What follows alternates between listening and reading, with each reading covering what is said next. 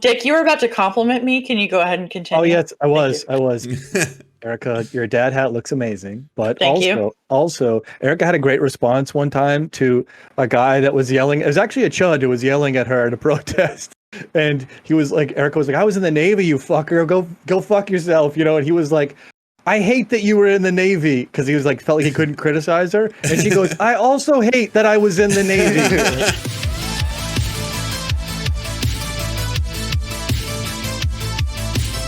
Hi everybody, welcome. Why don't we do some quick intros? We can maybe start in the top left corner and then go clockwise. Hi, I am Dick Warlock. I just want to announce that I just got a new job today. Oh, cool. Yeah, I'm working in PR in Congress. It's a rep I'm not actually all that familiar with, Matt Gaetz. I think I'm going to be like running his Twitter and stuff. I'm not really all that familiar with him, so I hope it goes well. Yeah. Hopefully there's no new developments, to say the very least. I'm just kidding. My name's Dick Warlock, and I am an Army veteran. And excited to be here talking to you, Lance. Cool. I'm gonna be honest with you, Chief. I graduated from high school in Indiana. Which way's clockwise? Oh, me. You are all correct. Right. Yeah. You got it. What away? Hello. My name is Erica. I shit post a lot online too. It's Erica the White Trash Socialist. I am a corn commie, and I'm a Navy veteran. What's a corn commie? Yeah. Just a Midwest, out in the middle of nowhere communist. Cool. So yeah. And we'll skip over me. My audience already knows who I am. Marcus. Oh, okay. Oh, it's my turn. Sorry. I'm Marcus. I am a streamer with Left Flank Vets. I'm the black one, and I'm a Marine Corps vet. Erica forgot to say she's the woman. Oh, okay. Nice. We're doing liberal id poll right out of the gates. I mean, yeah. So when we formed this team, that was part of it. We had to make sure we had to check some identity boxes. Mm-hmm. So we have the Italian as well. Yeah, Dick is Italian, so we got two people of color technically. I have renounced my Italian heritage. I've embraced my Irish side. So Italian erasure, right out of the gates. Fratophobia is fine, but no potato phobia. Fair enough. Chat, be on your best behavior, please. Mm-hmm. I go by he, him pronouns. I don't know if we did those as well. Yeah, he, him. She, her. All right. So why don't y'all explain what Left Flank Vets is and how you met and all the fun stuff? I'll kick that off, I guess. Yes. We're all dating. Seniority. It's a polyamorous relationship. Yeah.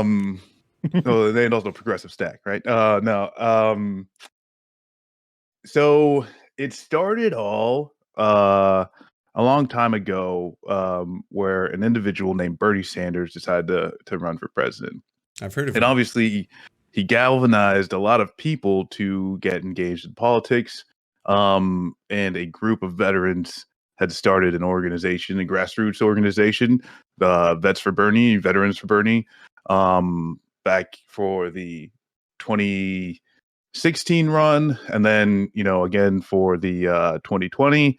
At some point they'd stood up their own official Vets for Bernie group, and that's when we had transitioned mostly just social media accounts, kind of just backing off of organizing, and then just hey, we're just shit posting on social media. I had known Dick in some personal endeavors that we had before. What's up? Nothing. Go ahead. Oh, that I regret. Yeah, no, that's fine. But it was great meeting Dick. And so myself and the member that's not here, we were both part of part of Vets for Bernie. We switched over, and we didn't really know what the hell we were doing. We're just kind of like a group of vets angry at the forever wars, and we're shit posting online. Brought in Dick, who would I'd literally seen his Twitter handle go from a LinkedIn profile to just Joker-fied because of the Bernie stuff and what was kind of going on. And then so Dick starts, memeing like a fucking boss. And then we had noticed there was this account on Twitter, Erica the White Trash Socialist, that was just fucking going gangbusters. But Eric had actually reached out to us on behalf of United Left. And then we kind of just started talking and really became friends. And when the U.S. Army and the U.S. Navy started recruiting online, we had thought like, hey, why don't we direct people to Twitch to fuck with them? And we were kind of like helping, like, I mean, Jordan Ewell and like yourself and like a lot of the stuff that you guys do. And like, there's who's the handle, Dick? Timmy something? Timmy TJL, right? Yeah, Timmy TJO is another like Twitter handle who like he ended up writing op-eds and so but we kind of like, all right, what's the next thing? We started the show on Saturday nights. We call it Saturday Night Sedition. That's our, I guess, flagship. But yeah, it kind of started with like anti-recruitment efforts, but we've kind of evolved into a Twitch stream that we talk about news, politics, history, theory, or leftist theory, and all those type of things. I don't know. Did I miss anything, guys? We're all still dating. No, it's been pretty cool because everything that we've ever done, none of it's ever been planned, ever. Us meeting like this wasn't planned. Us becoming like friends wasn't planned. Us streaming wasn't planned. We were just doing it literally just to cyberbully the Navy and the Army. And then just happened to be while we were online, news would happen. Of course, as I'm sure you know, something breaking news will happen. And so we start talking about it, and then it blew up. It was incredible. What made all of you want to start cyberbullying the military as a bunch of veterans? Because I do that, and then people are always like, well, yeah, that's because you're like, you're a soy flake who's never been in combat or doesn't know any better, so you think you're just like, being edgy on the internet. But what made y'all want to do it from a veteran perspective? The military fucked me up. No, I'm 25 and disabled. Yeah, I also think it's kind of funny is that out of everyone on the screen right now, you look like an active duty Marine. Like you're ready to get in formation, man. Yeah, with the fade. Tight. That's tight haircut. Nice. Thank you. Thank you. Yeah, no, it's our experiences. Yeah. Like myself, I served all 6 years of my enlistment under Barack Obama, and towards the end of it, I actually started like questioning why is it the hope and change guy ended up giving me the same the same platter that the war criminal guy did. Yeah. Well, it's because they're both war criminals. Mm-hmm. And so yeah, that for me when I was coming out, I was angry at the forever wars, the lies, all of those things, the wasted resources. So it kind of was like an opportunity. And like beforehand, organizing with Vets for Bernie, like that was my activity, right? That was my praxis. Because if Bernie Sanders gets president, then I was believing that things were were going to change. But when that wasn't going to happen, okay, what do we do now? Cyberbullying. Well, it was also just absurd. Whenever the news broke that, because I'm the youngest person in Left Flank. Sorry to out you guys. I'm the newest out. I'm the youngest. I'm the only person that served under Trump. And so I was already familiar with Twitch because I play video games. I watch Twitch already for video games. A gamer, if you will. And when we found out that recruiters were going to be playing video games online, we lost it because all of us know firsthand how just disgusting, predatory, and like how awful recruiters are. And as soon as we heard it, we knew. Because you have firsthand accounts of that. Yeah. Yeah. Do you mind if I go first out of y'all? Yeah, do it, Erica. I was recruited from being homeless. I was unhoused and I was 18. I just graduated high school, came from super toxic background. The poverty draft is usually what it's referred to as. And the first dabble I had was I saw people on Facebook sharing like pictures of themselves in like these beautiful countries like Greece, right? Like Europe, you see like the Med Tour is what it's called. And I was like, damn, I kind of want to go to Greece. It's like, that'd be kind of cool. And that's a selling point for the Navy is you'll travel the world. Get a tan. And get a tan. I did get a tan. And Me too. it's Well, well, oh my god, there were some days I was looking like fucking dude from Blood Diamond. When you're hungry and you grew up hungry, you've been hungry your whole life. You can't go to college because you don't have enough money. And no one in your family's ever going to college because no one endorses that from poor families. Like you'll have it sometimes where they're like, oh, you need to go. But a lot of times you'll learn a trade or, learn to code basically. Mm-hmm. I had nothing. I was at a position to where I was like rationing food for several days, couch surfing, sleeping in a car, sleeping in my friend's car. I was 18. And so when I got recruited, I'd stop by because I just got a card from the guy. And then whenever I'd stop by, he lied to me about a lot. If you talk to anyone that joined the military, besides people that lie, they're going to tell you their recruiter lied to them. I was told that because I had been sexually harassed at every job I had been at. And I was told, well, they can't do that. There's things in place that stop that. You can't be sexually harassed in the military. You don't have to worry about that. And you'll always have 3 meals and you'll have a place to sleep. And that sounds pretty good to an 18-year-old who's been rationing food her whole life and who has nothing going on. And so when I went through all of that, and it was healthcare. I never had healthcare. I never had dental care. I had wisdom teeth that needed taken out. They were like, you get those out your first week. I was from the time I talked to the recruiter to the time I left for boot camp was 5 days because that's how desperate I was for help. I took the first job they gave me and I left. And then I found out abruptly that he lied about everything. And this is what they do. They find people like me. When he saw me, it was a gold mine.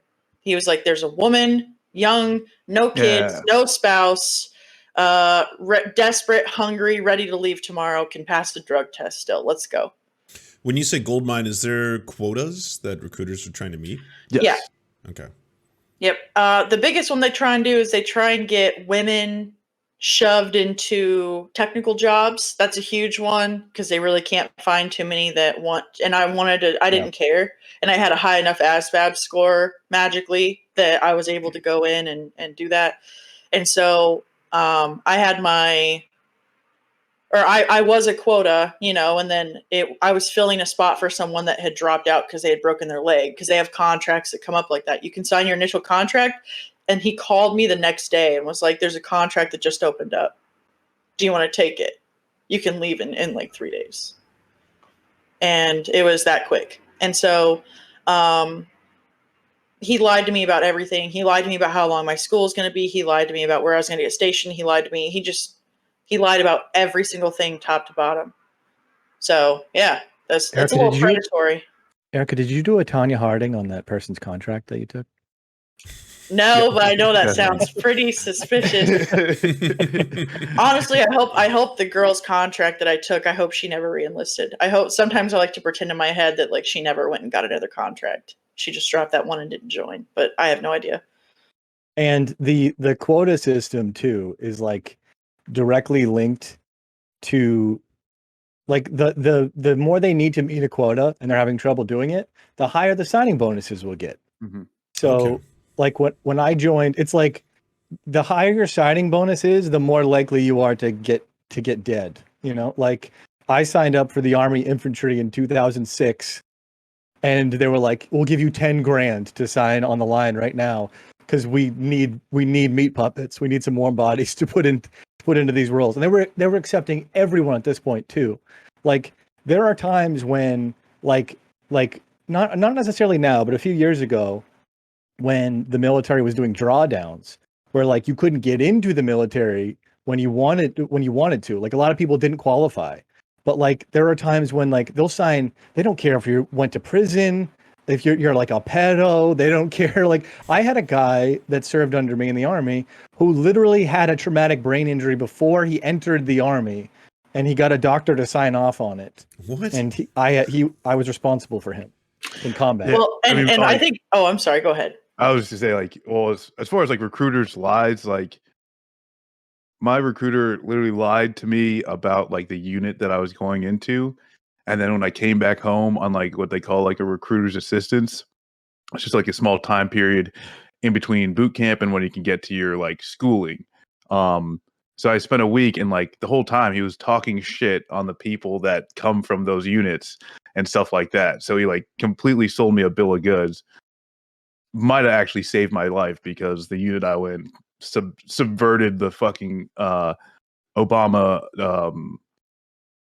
increase in 2010. But I mean, at the end of the day, like that's just what they do is lie. You know, my first platoon sergeant, he was a recruiter before, you know, being my platoon sergeant. All the time talk about how, haha, you remember this time where I tricked this one loser, or about how he would actively try and find people who are hanging out alone or, you know, don't seem like have many friends. Yeah. And then also look poor. And also too, at the end of the day, 99.9% of 18-year-olds, no matter what their data says, right? No matter what their data is like, oh, hey, this person's middle class, upper middle class, that's the data on their parents. And so How was that? Well, sometimes you'll have people try and refute that the poverty draft doesn't exist. We hear this all the time. They'll say, oh, well, if you look at the numbers here, it says that their parents make this amount of money, right? You hear that all the time. One, that's like a national thing, and we all know the national average varies heavily. A ton of people I knew that joined the military were from California. Obviously, that amount of money is not relative to like where I'm at in Indiana. Yeah. And also, that's on what your parents make. There is absolutely no way there is to think zero 18-year-olds making 70K. No. Yeah. That's join the military. But just so I get this clear, the statistics that are publicly available on the Army recruitment, that is coming from income levels based on their parents' incomes and nothing Yes. to do with the people being recruited. Yes. How many? Yeah, because that's the news. Like, how many 18 to 24-year-olds are actually like making Middle that class. middle class money?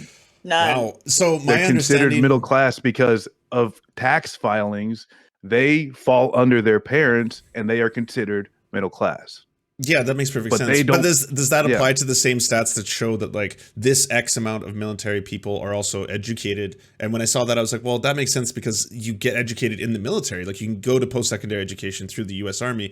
Well- They were trying to demonstrate how they had high levels of college degrees. It's not just like So- poor people who are uneducated kind of stuff. You have officers, of course, that'll do that. They're there's by default There's they a whole have segment degrees. There's a big chunk of the military that has degrees, but even just talking about enlisted, I had a pretty good amount of people that I went through training with and that I was stationed with because I was a sonar technician in the Navy. For anyone's wondering, it's a very technical job. Like I had to go to school for a year and a half just to even do my job in the field. That went to school and were in such crippling debt. They had to join the military because you can put a pause on your student loans when you join. And then if there's like going through like boot camp stuff like that, it's easier to put deferrals on it. And then if you make payments towards your student loans for X amount of years, I think it's 10 years on time, it's wiped out. And so I had a lot of people that were in crippling student debt, or they went to college for something that job didn't exist Can't find a outside of job. the military. They can't find the job, or they can't find one that'll pay you enough with benefits. And so even if they have that college degree, it doesn't matter. We still live in a country where healthcare is not guaranteed, housing isn't guaranteed, education's not guaranteed. So it all still goes together. And Well, And no, all also, those- too, you gotta understand, like, you've got the officer corps of the military, which is required that people have a college degree to enter. Then, when you take the Air Force, the entirety of the branch falls under certain promotion rules, where in order to get past like E4, enlisted rank 4, or like, corporal, I don't know, tech sergeant or some shit in the Air Force. But in order to get promoted, you have to get a college degree, and the Air Force actually has an accredited university built into the branch. so does the Navy. I have a degree. Yeah, so putting that requirement I on, can't read. I have a degree. Yeah, so that's the use. Like, so you have like that whole thing of like, oh well, look how many Wait, people are what? educated. Well, you have to understand that one, yeah, there's a whole subset that it's required for entry that you have to have a degree, and then for one whole branch, in order to really move up, it's required for everyone across the board. So those, and also too, it's like when you say like, oh well, isn't that great? But what could those resources be going to? What could those people be doing other than bombing or just flying planes for no fucking reason? Yeah, it's not, no, it was like this or that. Well, we got a good education. Like it doesn't matter how good that degree is if you've got crippling depression and you can't leave your house. And I got a degree. Okay, chat, chill out. I can read a little bit, just not well. That's one of my mods, Rams. So what are you doing? It's I talk about all the time. Like I have poor reading comprehension. I blame Mike Pence because he was my governor growing up and cut my school funding. But like that's what I'm saying is a lot of them, like the Navy. I had to go to school for a year and a half. I just had to go and take a couple college courses, and all of a sudden I had an associate's degree in oceanography. Which is hilarious. I don't even write it on things. I don't even put it down on anything. It doesn't matter. It's like, gonna expect things from you. Like no. I'm hearing of it. I can. There's a reason.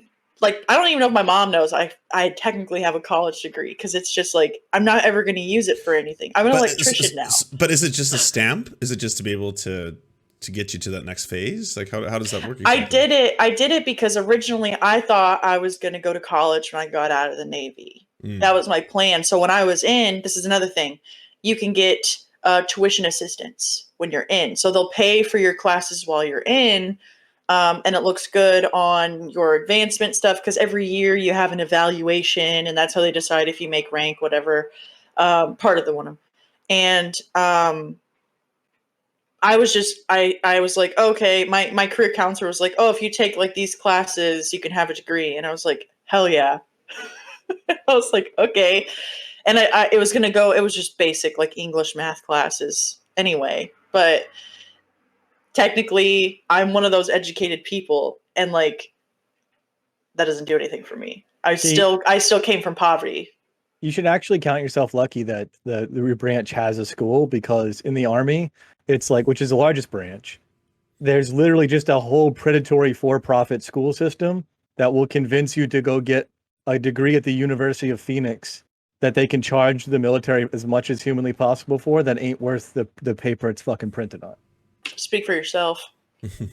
You should be proud of your education. No, I didn't do that. I was too lazy to do tuition assistance college when I was in. I used my GI Bill after I got out. I tried asking my command if I could go to college, and they told me to fuck off. So the only reason why I was able to do that, like to go take those tuition assistance classes, is because I was pregnant with my son. I have a 2-year-old. He's our top streamer at Left Flank. It's usually just him coming in and calling me a honky, which he does. He literally does. That's chat's fault, but I was like, you should watch out. You could probably get in trouble for that. With kids, as long as they're with you and he's not in frame alone, that's the weird rule. And so he just has to sit on my lap and he takes over the stream. But that's the only reason why I was able to do tuition assistance. Whenever I was on sea duty, which is when you're on an actual ship and like going out, it's really not possible. Like you can try, it's damn near impossible to do, like on deployment. So why were you all so upset that the U.S. Army started streaming on Twitch? Because it's predatory to children. Those guys. Yeah.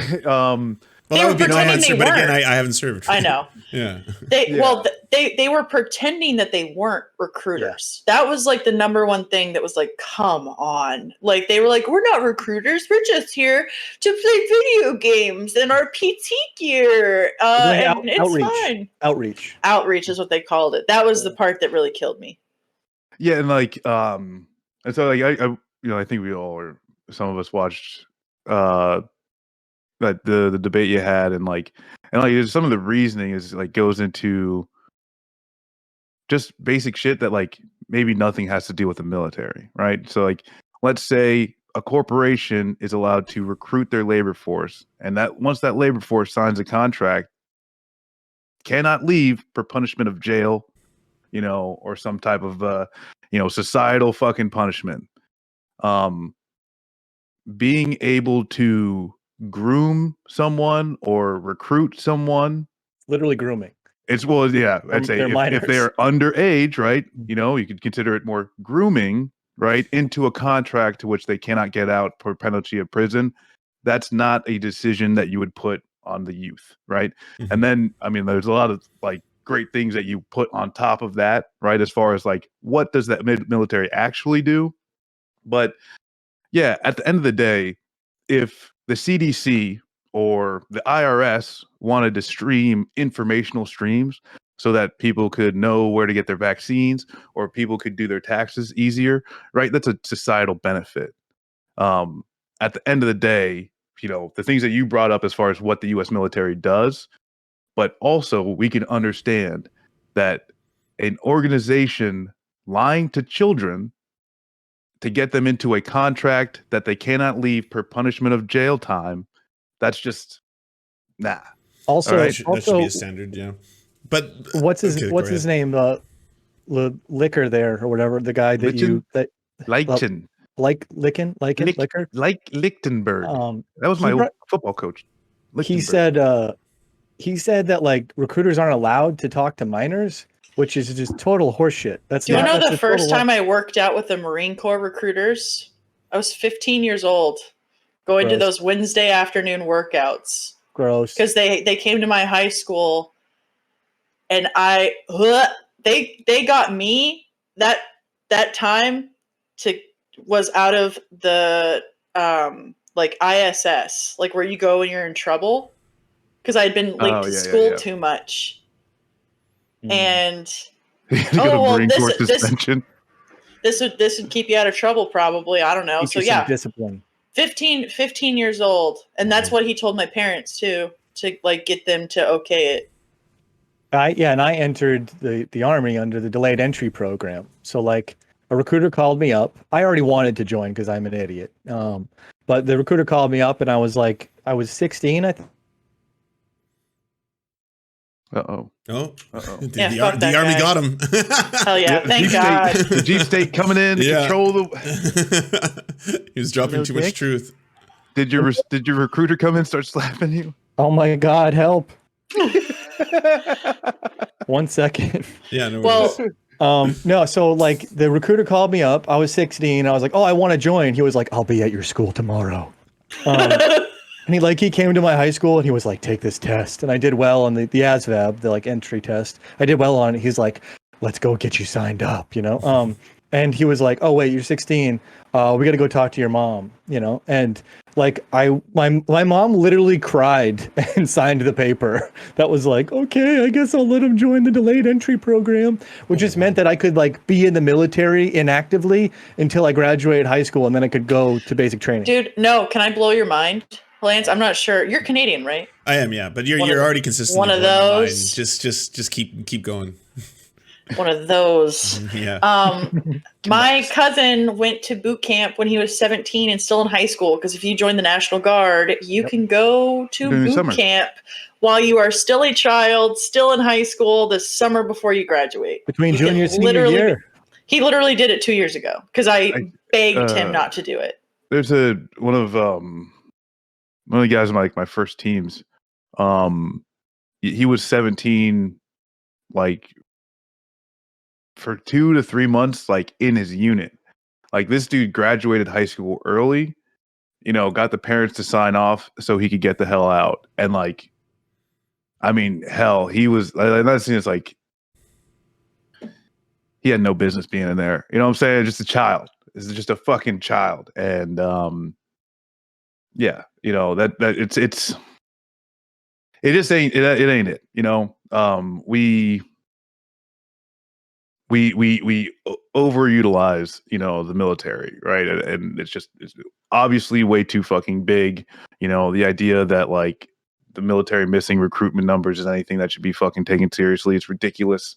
Like even trying to take down 10% of the military budget was like looked at as like some insane type of thing.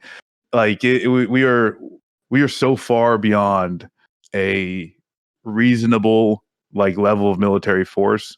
The idea that the military needs to find other ways to recruit, that just seems asinine to me. Mm-hmm.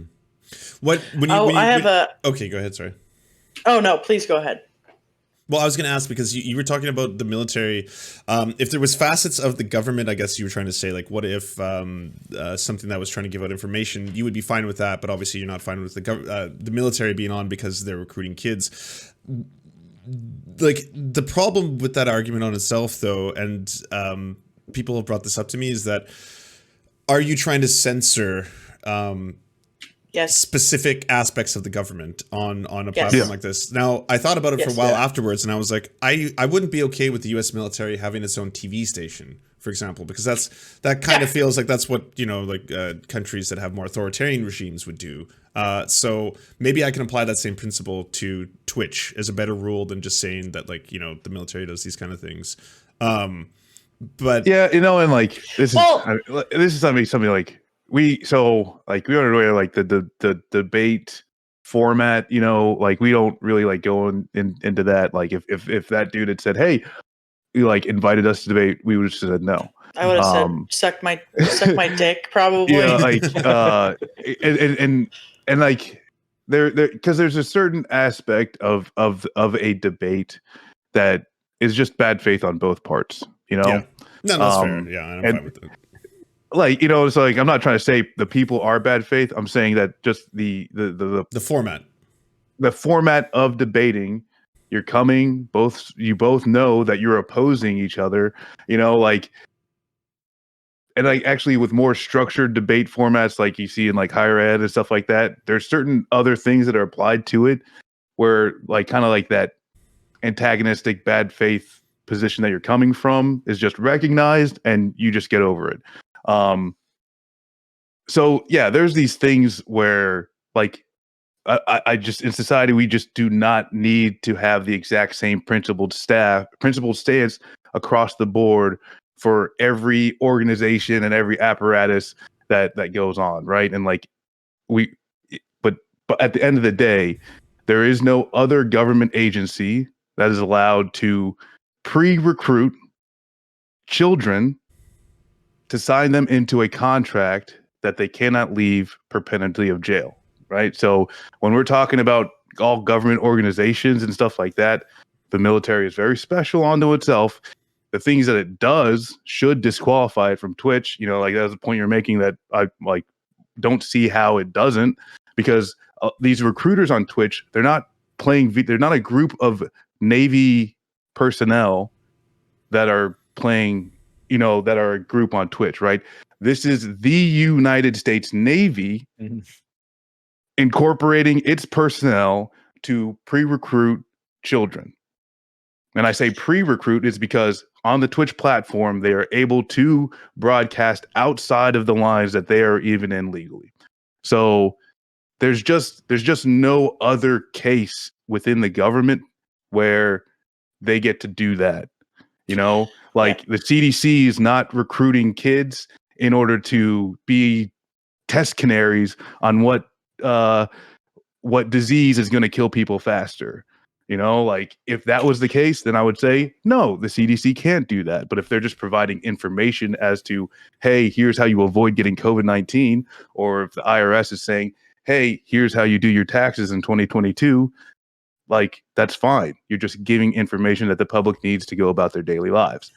Children do not need to go into the military. They don't they don't need to do any of that shit. It's not even just that. It's like they've already proven time and time again that like their intentions are bad. One, existing on Twitch. You can already we can argue about that. There are some people that have no problem with it because they're still like not anti-imperialist. There are literally just people that do not even see eye to eye on like ending wars and shit, right? What you talk about all the time. The U.S. Navy Twitch literally named themselves playing Among Us after war crimes. Yeah. What did they that call happened? It? Like Hiroshima was one of their names. Japan, 1945. 1945. Oh my God, it was called like Gamer Word. Yeah, gamer word. Like this was from the U.S. Navy Twitch. I'm not joking. I'm such a boomer. They had to tell me that was a racist slur, and I was like, how hard that was to look. You don't know what that means. You're definitely a boomer. I literally had to like look Marcus in the eye because he was like gamer word, and I was like, oh, what's this mean, Mom?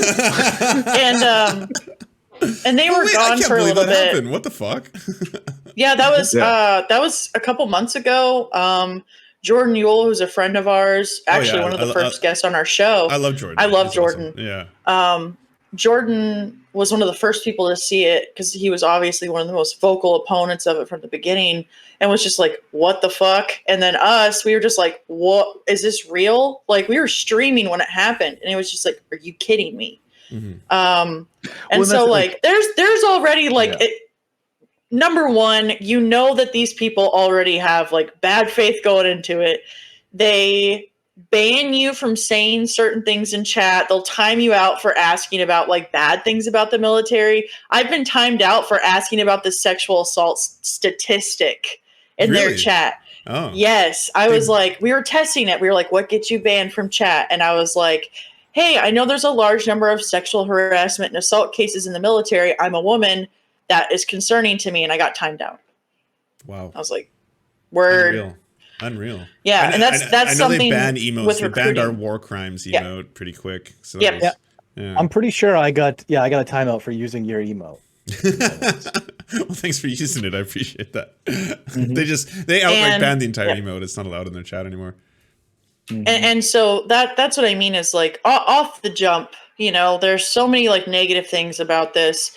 I don't think like, and Twitch is just like, there's a reason they started doing Twitch this year, and it's not just by chance. It was because schools were closed, so recruiters were not able to get a hold of children to recruit them from their schools because they can't really hop on someone's Zoom class. Could you tell me about the numbers for recruitment, though? Because I was curious about that, because one of the questions that I didn't have an answer for is like, what would you reduce recruitment to? And the second follow-up is also where is it okay for them to recruit? So I think it's fair to say that they should have the ability to recruit the same way any other like adult would be able to sign up for something, right? Like you should be able to sign up for the military as an adult. Like that's sure. So that's a difficult question because one, the way the military is now shouldn't exist. It's kind of like how we are with like abolishing the police, defunding the police. The same thing is that like applies to the Pentagon.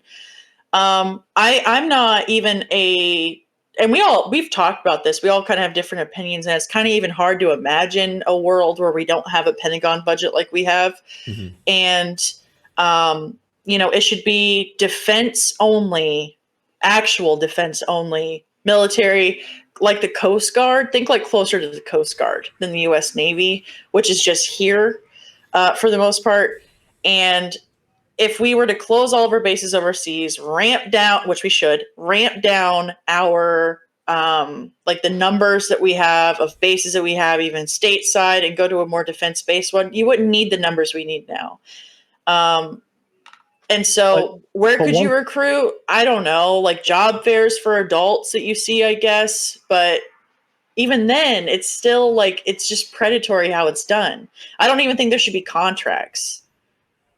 Well, one of those things can beget the other too, Erica. I would flip it on its head. I would say I would reduce the recruiting of the military as much as humanly possible in every way I could, not just on Twitch, because if they don't have the fucking bodies to send to go do the war crimes and get dead in Afghanistan, like me and my friends did, then they're not going to be, they're going to want to maybe negotiate a little bit more, or maybe consider an accelerated timeline, or not start the war with Iran or China, or gear up the Cold War in the South China Sea like they want to do. I would reduce it as much as humanly possible, because I don't want to see their iteration of the military that exists right now. What's the justification for the numbers that it has? Because we were looking up the numbers earlier, and it's like, you know, hundreds of thousands of active duty personnel, but there isn't hundreds of thousands of troops. Like I'm just curious. Like I don't have an answer for this. What is the amount necessary to maintain like what the U.S. considers like hegemonic control? Because like it spends more than the next 9 countries combined on its military, right?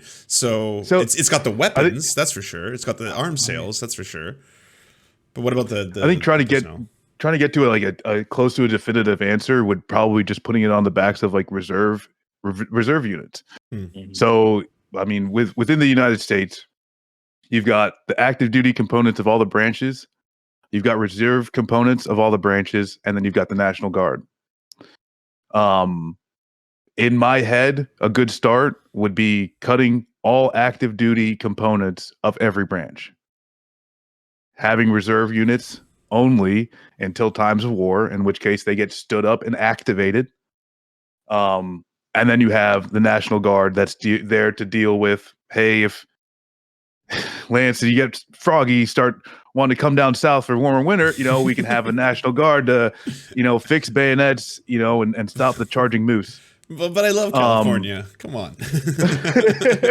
Well, that's why you want to take it. Yeah, The 173rd Zamboni Battalion is coming down from Canada. No, but that's honestly that's always such a good point to talk about having reserve units in that way, because do you know how much money we waste on active duty? Like, especially like right now, as I deployed. So I have both deployed and also been stateside at a command on what's called so you have like sea duty and then like your land rotation. So you're just like at a normal job. Like, it's such a waste of money. Like, I was at a helicopter squadron whenever I had my son, because I was severely injured.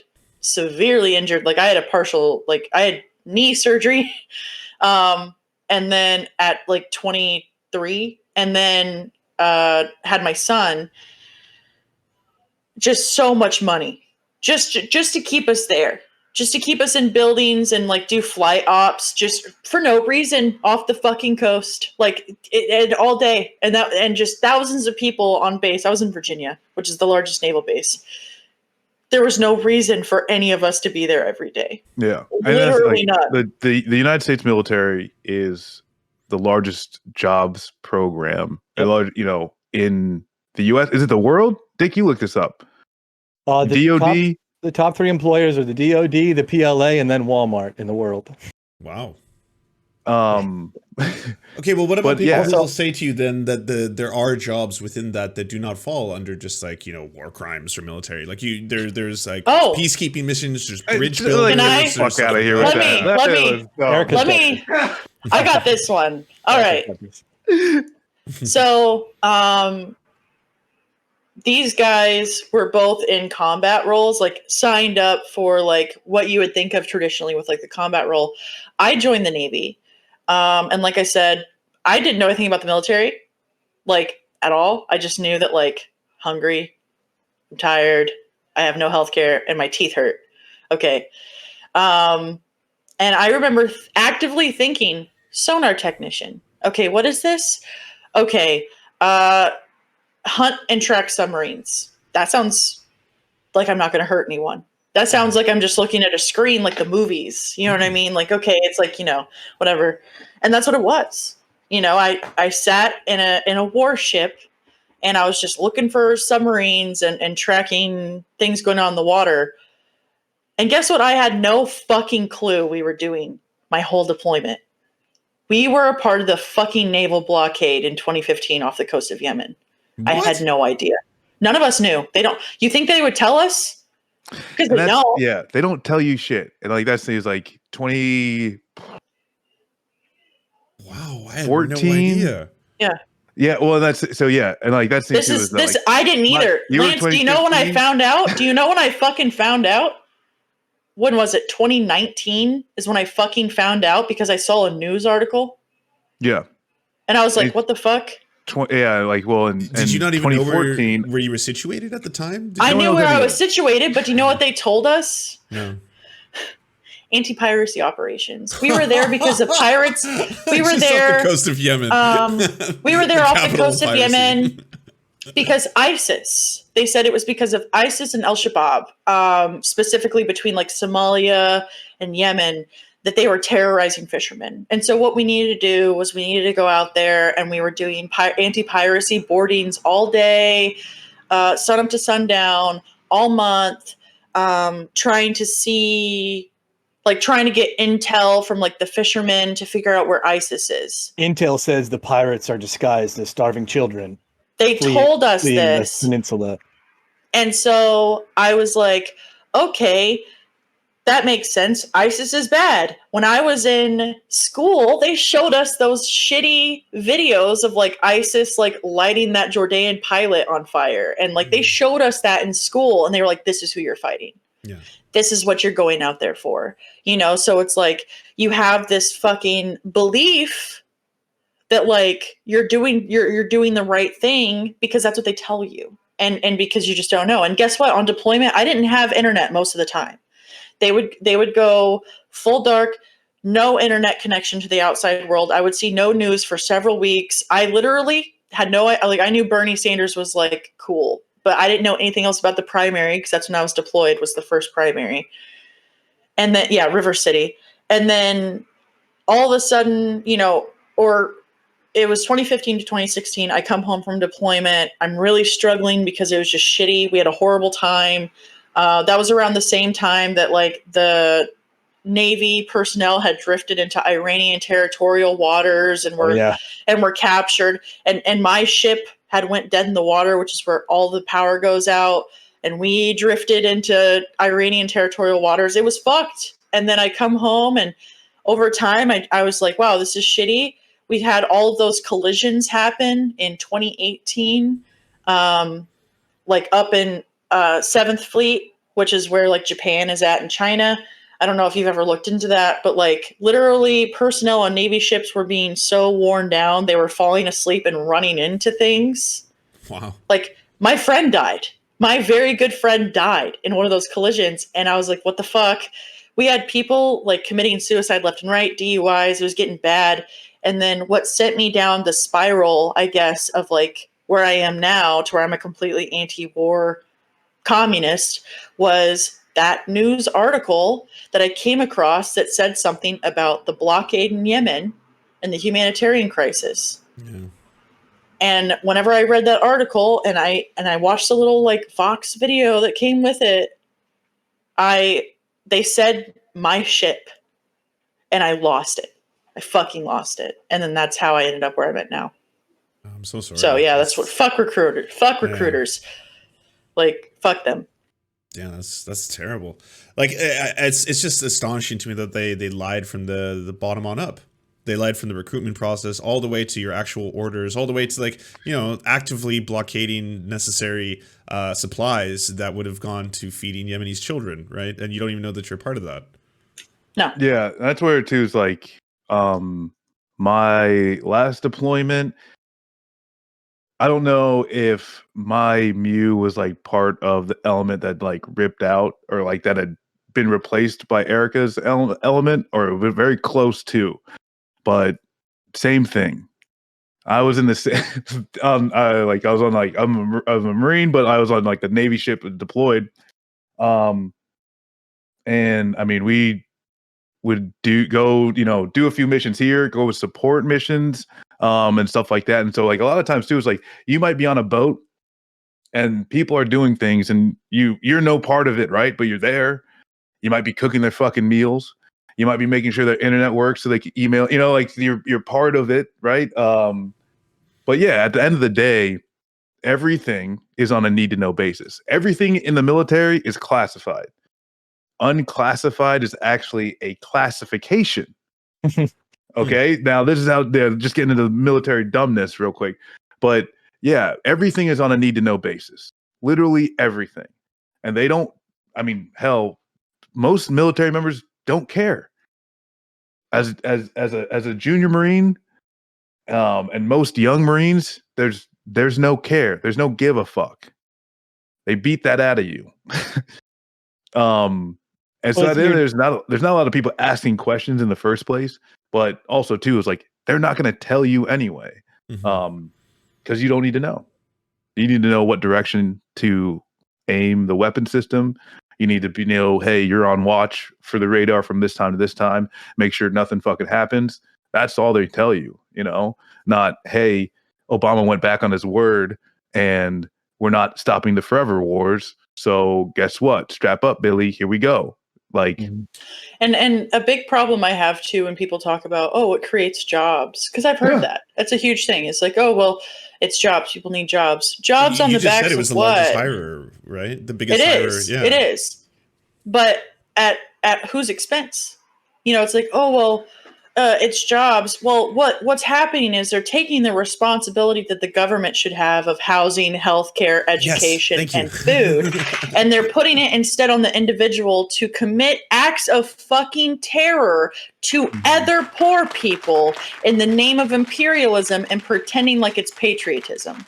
yep. And And they say it's that's an my all issue. volunteer army, all volunteer military. That's my issue, is they starve people until they get to the point to where, okay, whatever, you're indoctrined through video games, through Twitch now, through movies, through all of these things. And what happens is all of a sudden now you have an 18-year-old who is starving and her teeth hurt and she doesn't know what the fuck she's doing, and she joins the military. I didn't even know the word imperialism at all. Like, I'm a great electrician. That's what I do now. But the issue was I literally had no idea what the fuck I was getting into. Even me having like the conscious thought of like, I don't want to hurt anyone. I'll just do this so I can get the benefits, and because there was no other way in my view.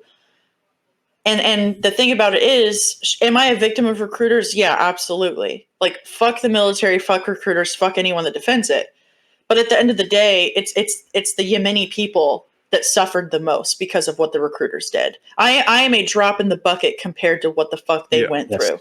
Yes. That's how we all feel. Is we have a saying of like, being sorry never stops. That's why we keep being vocal about like anti-recruitment, anti-war, and everything, because we are nothing compared to what the people that have been truly suffering at the hands of imperialism have been going through.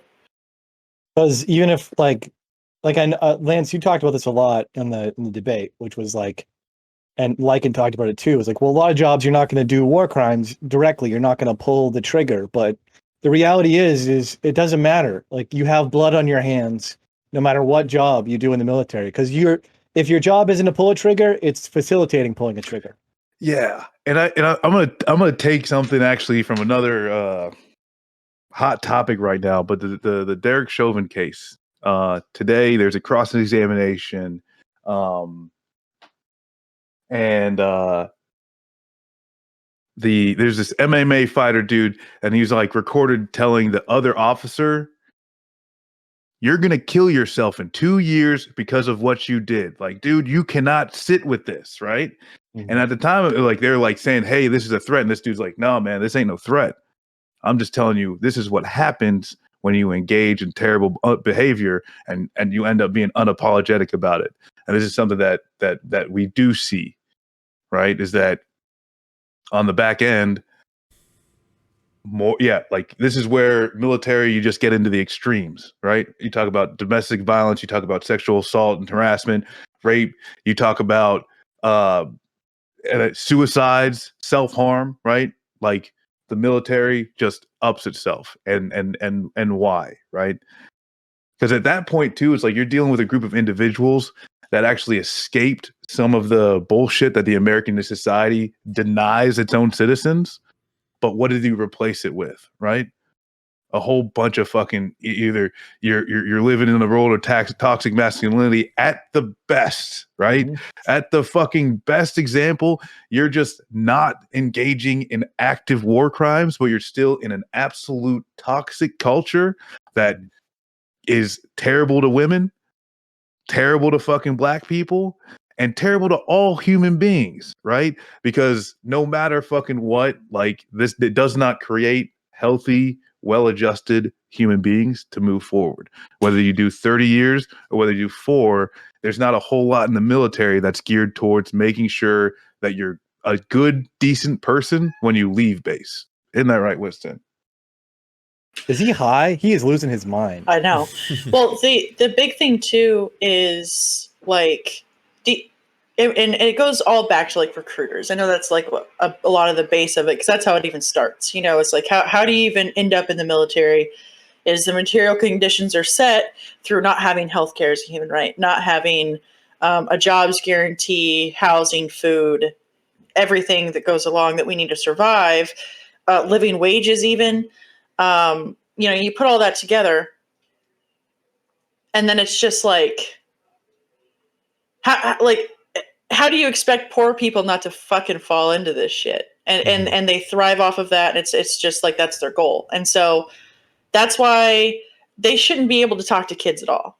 Like adults, whatever, like we can have that conversation. I still am weary about it because I was technically adult whenever I was officially recruited. I was not in the right place to do that. Our brains aren't even fully developed yet. And you're like trying to get people to like sign up for this. And the thing is, they just lie to you. Like, do you think that my male recruiter looked me in the eye and was like, do you know the statistic on sexual harassment in the Navy? Like, did you know that like over 80% of women in the Navy will be harassed in their workplace? No, he didn't say that. Do you think he looked at me and he was like, you're like probably going to be sexually assaulted at some point, which I was. It's 1 in 4, isn't it? Oh God, I'm so sorry. It's reported 1 in 4. Yeah. Every single woman I know in the military has been assaulted in the military. Like, all my friends, we've all been through it. There's training constantly because like we all go through it. And it didn't even just happen to people like just once. Like it happened twice to me when I was in, like 2 separate times, 2 separate people, 2 separate bases. And the quarter of left flank that's not here, Lorax, he's open about that he was sexually assaulted as a man. Like half of in the us, military.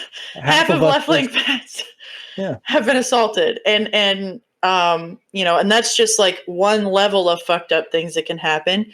I think all of us have been diagnosed with PTSD. All of us are disabled. All of us are disabled.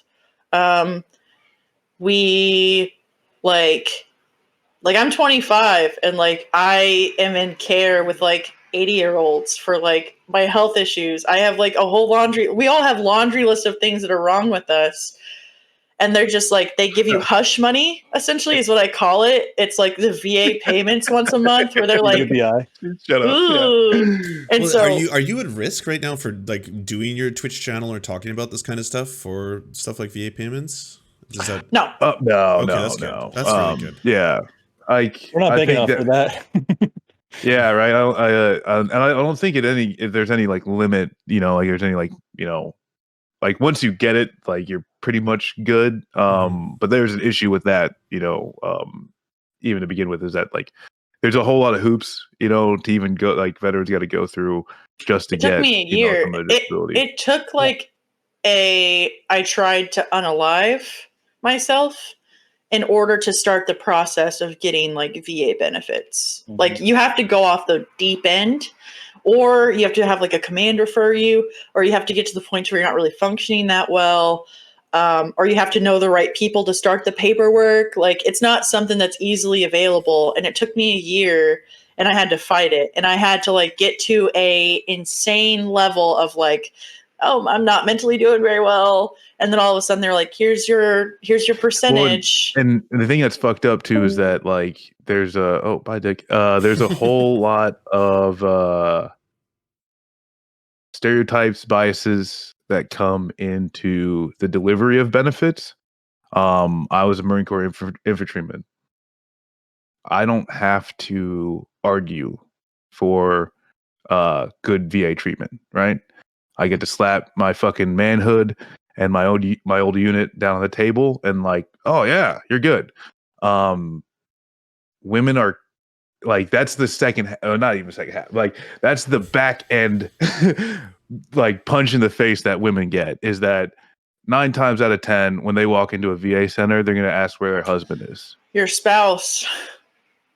Oh, it still happens. Like there's an uphill battle for women to prove that their service was like traumatizing. Or yeah, manly like, enough or what? Like I yeah, don't well, get that's that. I mean that's really like for me. I never served with any women. I was in a completely all dudes unit, infantry, and all combat arms up until like April, I think 2016 is when they changed. And the only reason I know that is because I was out of the Marine Corps 2 months later. They, you know, so I never served with any women, right? All fucking male.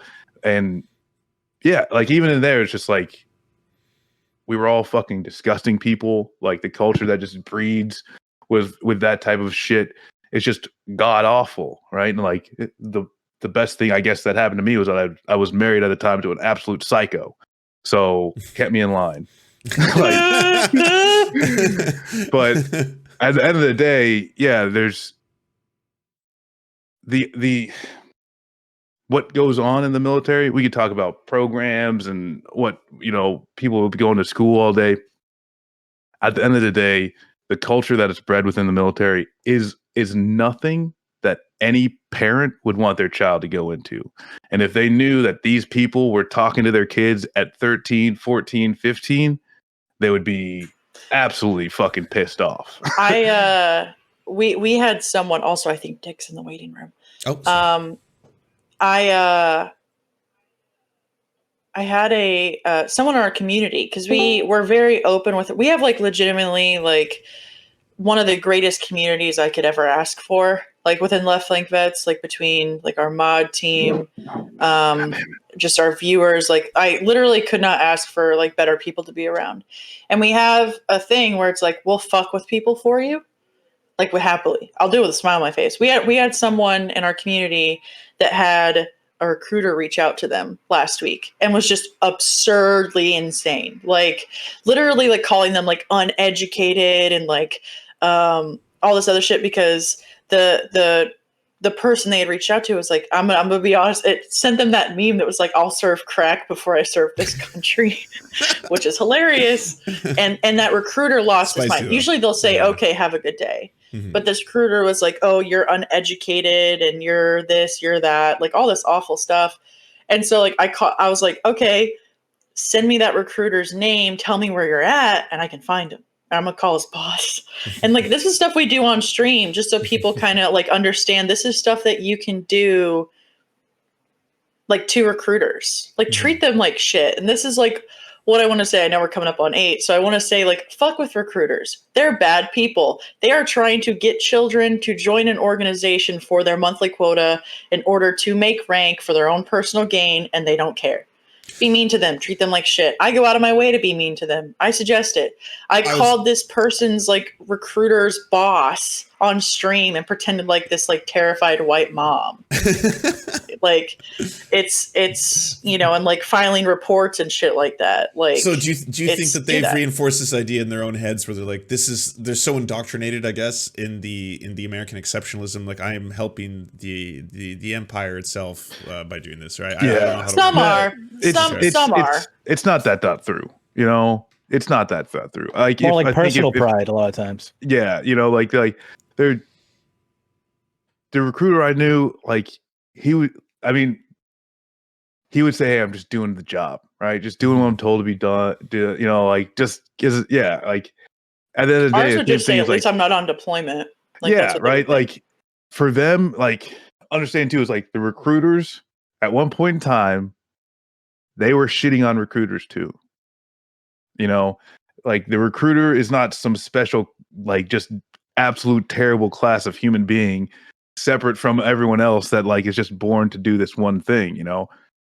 They're people too, and they ended up there, probably for a lot of the same reasons that we ended up here.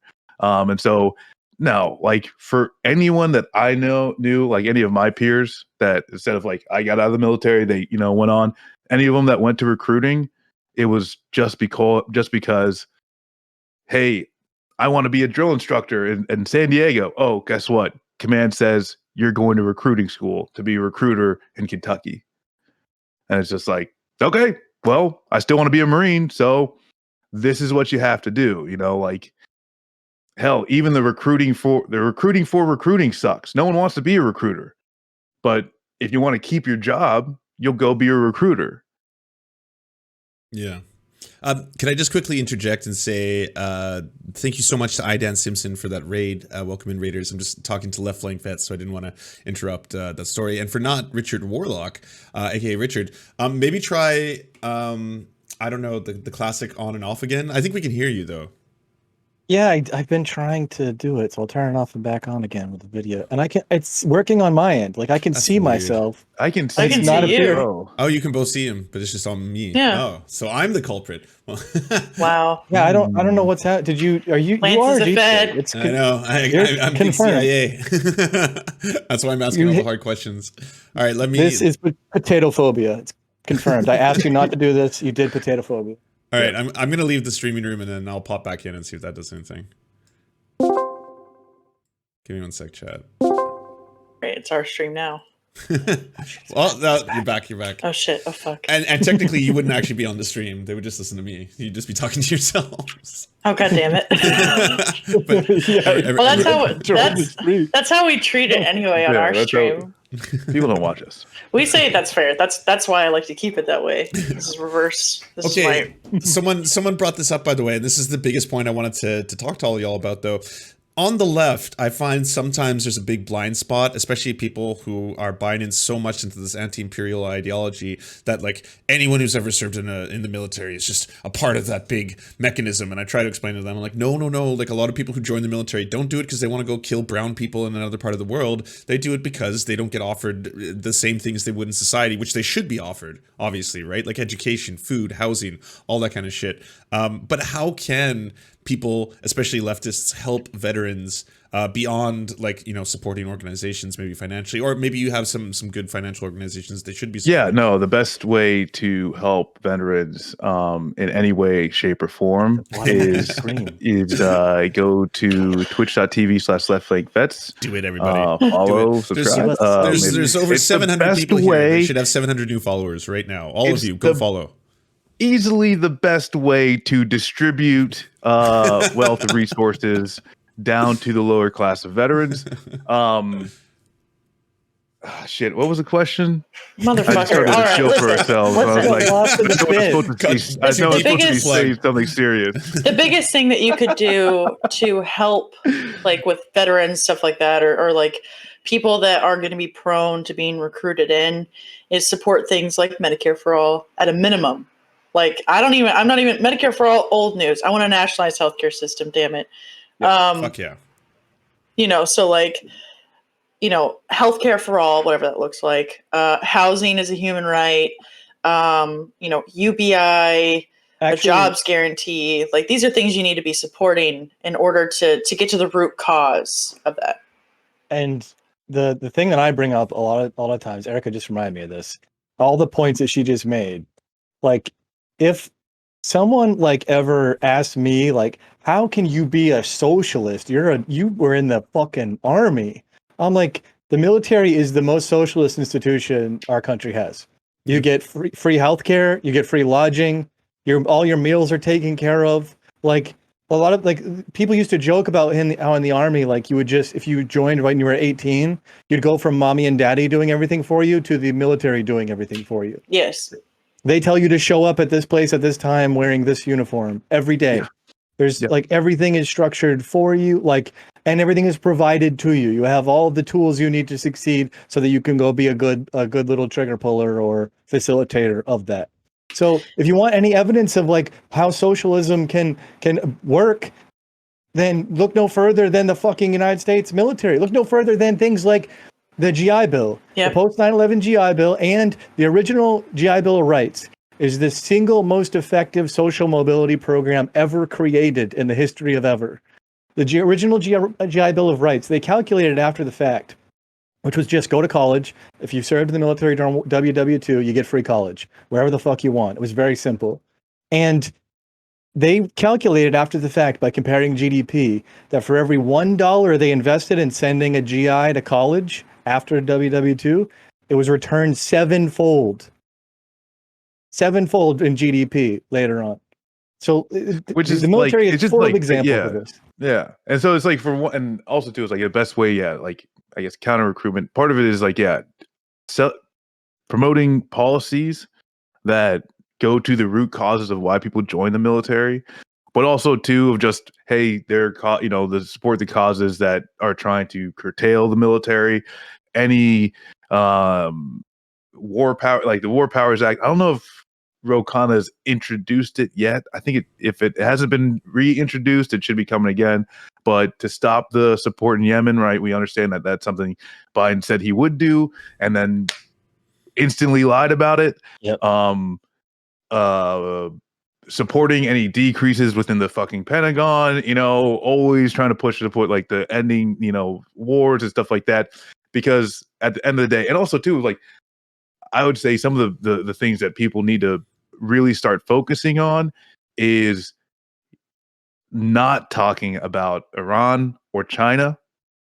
Like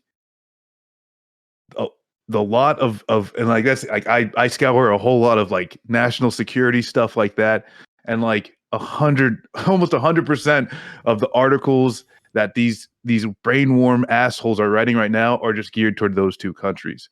And like I feel like Americans are just feeding into the same thing that happened post 9/11 with Muslims, or with just the blatant lies about Iraq and weapons of mass destruction and all these things.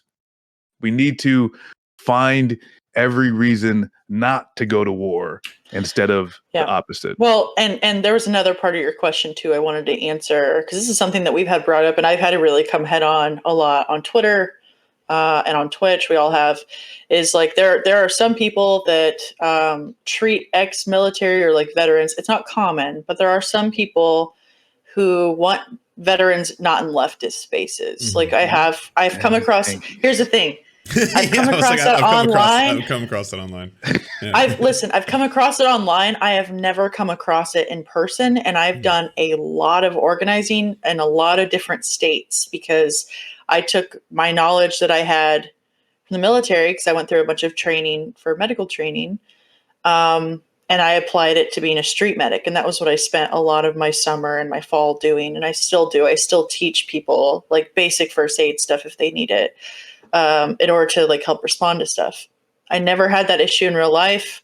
And that's from like everywhere from like I was in Kenosha to Louisville, Indianapolis, because I'm from Indiana. So I just go around the Midwest to Chicago. And if someone like says, fuck you, I don't want veterans in my space, I'm not going to force it, because it's probably online and I'm probably never going to be in their Discord server. So I'm not going to like, I don't engage in that, because at the end of the day, and this is seriously what we always say, being sorry never stops. I'm never going to have like the outlook of like, fuck you, I said sorry about me being in the military.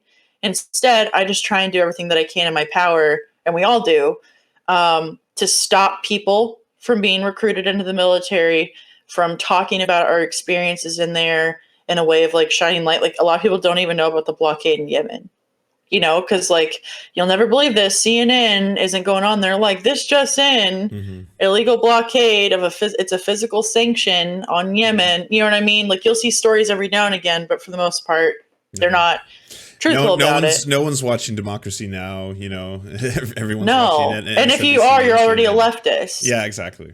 That's the problem. And so that's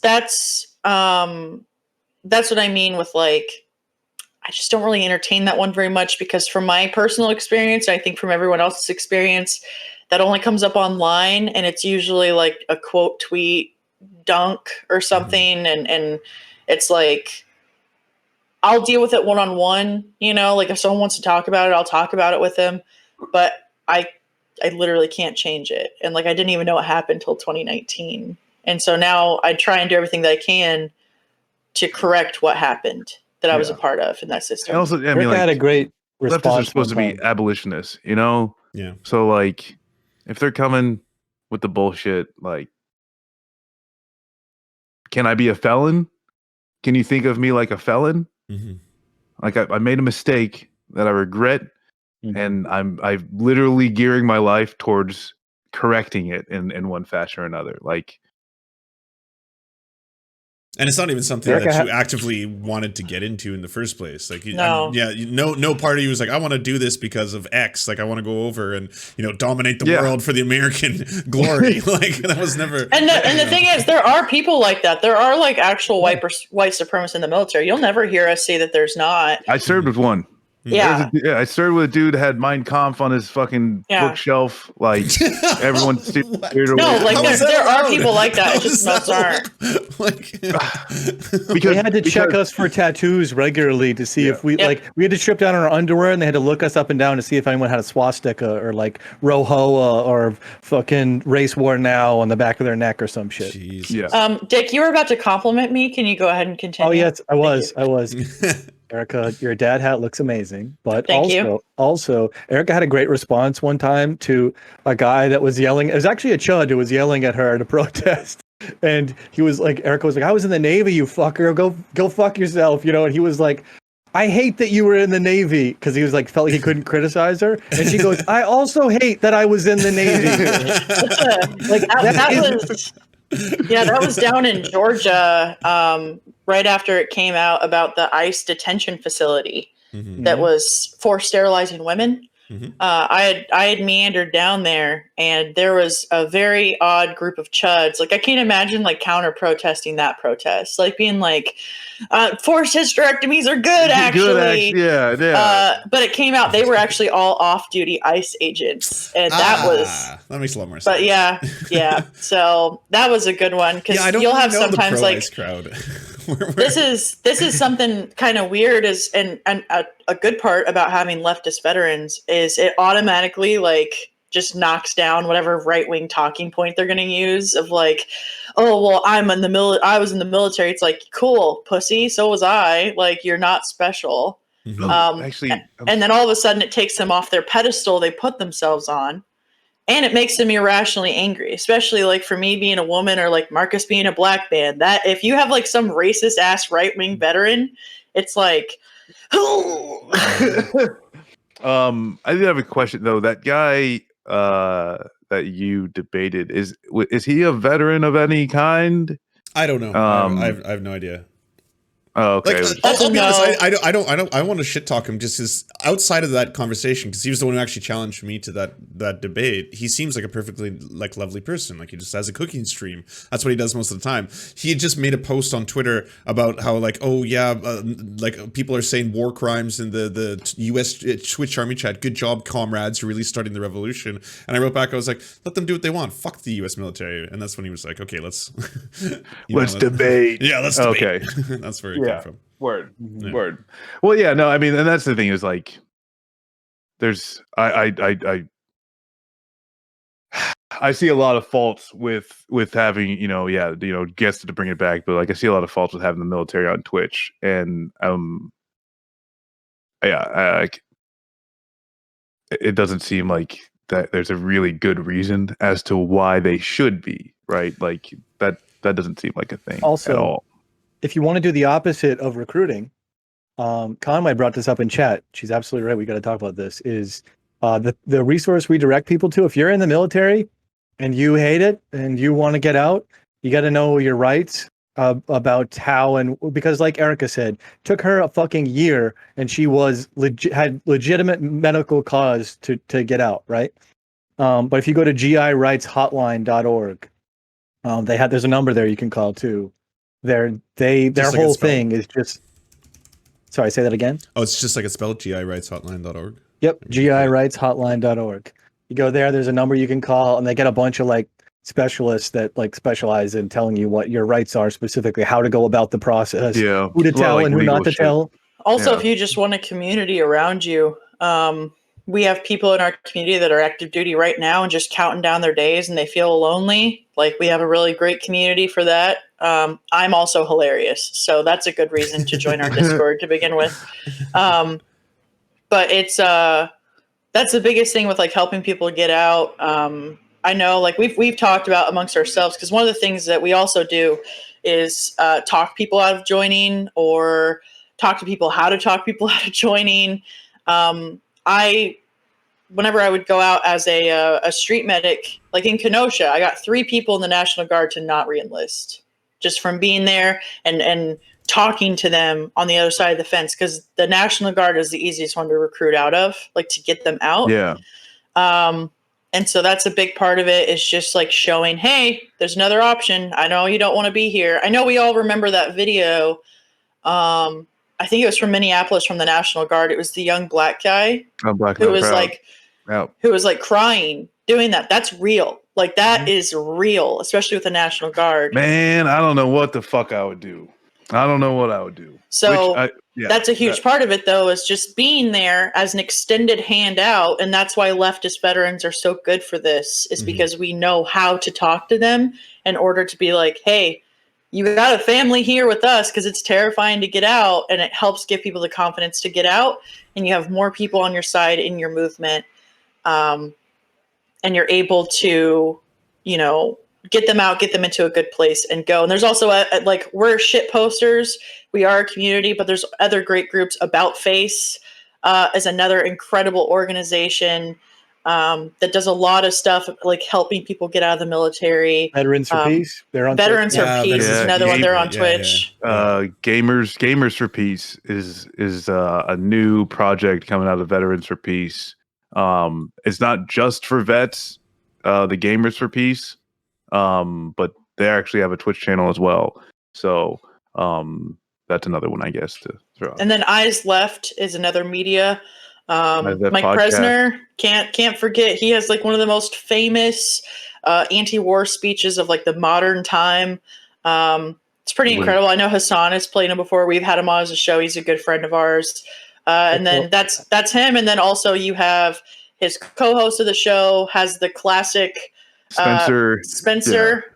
The communism will win at his army graduation, and he had a picture of was it Che?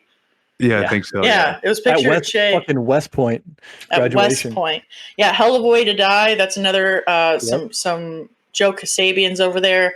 There's a lot of leftist veterans, and it's cool how the community keeps growing. It's really exciting, actually. So yeah, that's really dope.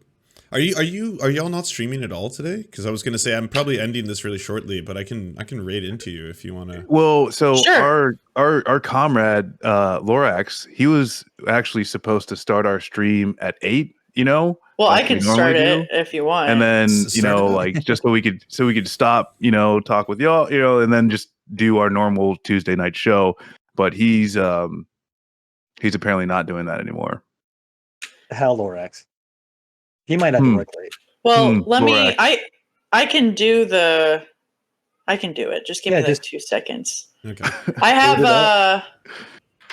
Well, I know Lorax got his 5G shot the other day, so I think he's dead. He's slowly turning into a cat boy today. His ears are starting to sprout. While we're waiting, I'm gonna hop off here and start the stream. Okay, cool. Okay. Thank you guys. I'll start it. Absolute pleasure to talk to you, Erica. Thank you so much for sharing all those. Oh, of course, Lance. Absolute harrowing stories. That's wild, but I really appreciate it. Thank you for letting us hang out and shitpost here. Yeah, let's do it more often. Live. That was a blast. Of course, man. Next time it can actually be a hangout session, not just me being like, all right, now tell me all the secrets of the U.S. military. Well, I have a question. I kind of who killed JFK? Yeah, please. Y'all know, right? We'll tell you off stream. Okay, I'm gonna go. Who's Q? I want to know that too. There's Dick's actually Q. Oh, nice. Yeah, I'm also Q. I also killed JFK. Man, Dick. I get around.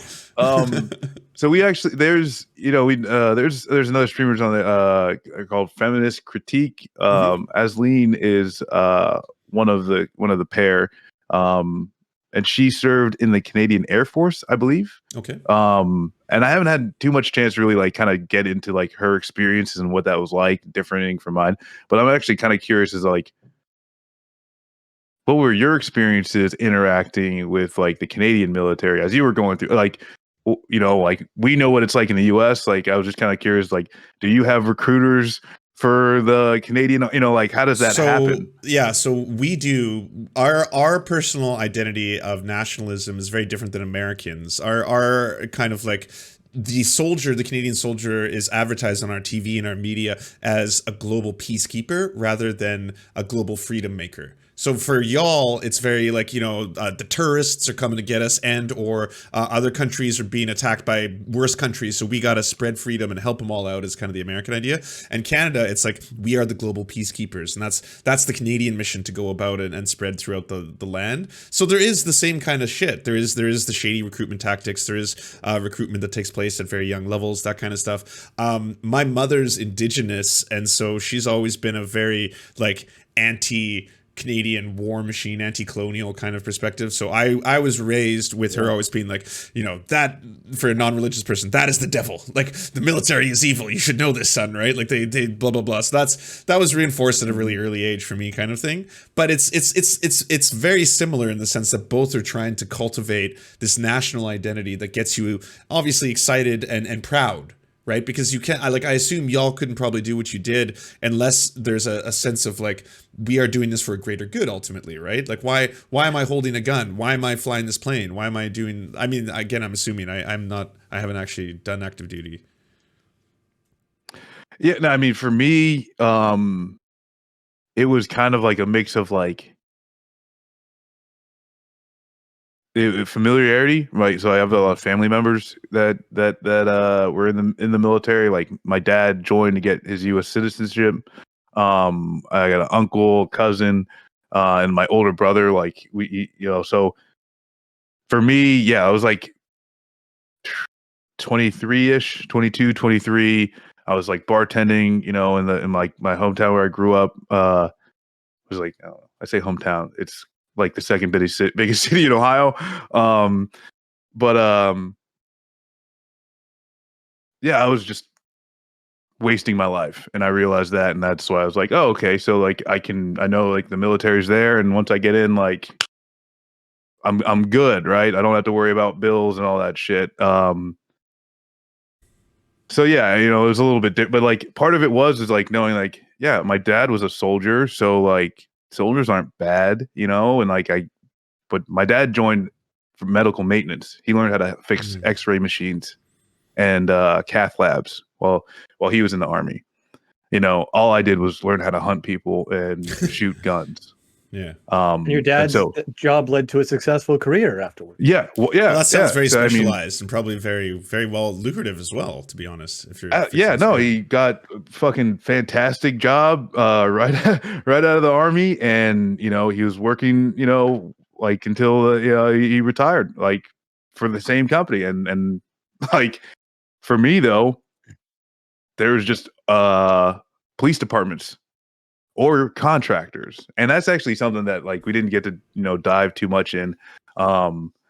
But like the military contract. We didn't even talk about that. Well, it's funny because that strike that just happened in Syria very recently, which was obviously a reprisal for the strike that had happened before against American defense contractors. I was trying to explain to people, I was like, you understand? Because they were like, well, yeah, but they attacked Americans first. And I was like, well, you have to understand they attacked American contractors. Like that can be a lot of different things. Those could be mercenaries. It's a very vague term in and of itself.